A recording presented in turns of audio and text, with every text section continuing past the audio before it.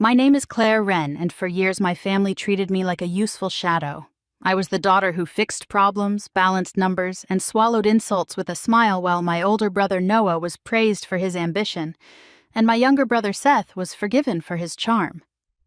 Our Christmas dinners were always staged like board meetings in velvet, polished silver, crystal glasses, staff in black and white, and my father at the head of the table as if the house itself answered to him. Wren Machinery began as a small shop, and my father, Daniel Wren, turned it into a family empire. That Christmas I arrived early, snow melting off my coat as I stepped into the dining room. Noah was by the fireplace, telling a story to Seth, who laughed before the joke landed. Noah lifted his glass when he saw me. "Still working late, Claire? We hardly notice you at the company." Seth grinned. "That's because Dad and I keep the real engine running." I gave them the calm smile I had worn for years. Halfway through dinner, my father stood and tapped his glass. The room went silent. "I have an announcement," he said. "After 40 years, I've sold Wren Machinery." Forks paused in midair. My mother went still. Noah laughed and Seth clapped once. Dad went on, savoring every stare. "The deal is worth $50 million. I've set aside money for your mother and me, and the rest goes to a foundation. None of you are getting a payout." I set down my fork. "Who bought it?" I asked. "North Star Holdings," he said, almost proudly. I folded my hands. "Then you sold it to me?" The silence was so complete I could hear the radiator ticking near the window. Noah barked a laugh. "You? With what, your salary?" Seth shook his head. "She's bluffing." My father narrowed his eyes. "Explain." I reached into my purse and laid a leather folder on the table. Inside were the signed transfer papers, board approvals, and merger confirmations. At the top of the last page, in black type, was my name, Claire Wren, Chief Executive Officer of North Star Holdings. My father read it once, then twice. "How?" 10 years ago, I said. I stopped waiting for permission. I remembered being 25 and carrying him a plan to modernize production, trim waste, and expand into new markets. He skimmed it before sliding it back. "These are good ideas," he said, "but this business needs real experience, not theory." So I left the company the next spring and started a consulting firm with my savings and a second-hand desk.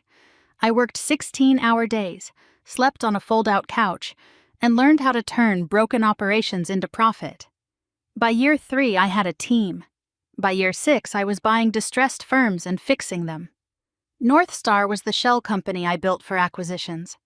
When Wren Machinery began bleeding money from bad leadership, vanity projects, and expensive mistakes, I bought it through intermediaries my father never bothered to investigate. Dad stared at me for a long moment, then asked quietly, "You planned this?" "Yes, because you never would have let me help if you knew." Noah pushed back his chair. "This is insane." "Insane," I said, "was letting the company rot while you called it tradition." The next morning, I was in the plant. I told the supervisors there would be no layoffs that day, but there would be audits, maintenance reviews, and performance standards. Safety first, then quality, then delivery. At noon, on a loading dock platform, I told 200 employees the same thing. Paychecks would continue, overtime would be fair, and every vanity project was finished. The room was quiet at first, then careful, then hopeful.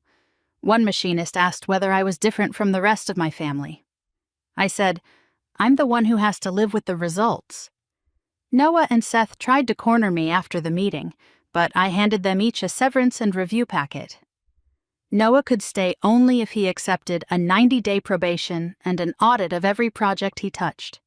Seth was offered the same, minus his consulting perks. Seth chose to walk. Noah stayed long enough to discover that the numbers I had flagged were real, and that he had been drawing money from expense accounts he could not explain. By Friday, he resigned. 3 months later, Wren Machinery was profitable again. We kept the workers, cut the waste, and landed 2 new contracts. My father asked for a desk, not a throne, and I gave him one in the corner office with no vote and no veto. On the first spring evening, the 4 of us sat around a smaller table in my mother's house. No staff, no performance. My father raised his glass toward me and said, To the daughter who saved what I couldn't.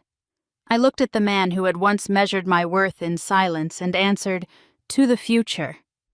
For once, they actually listened.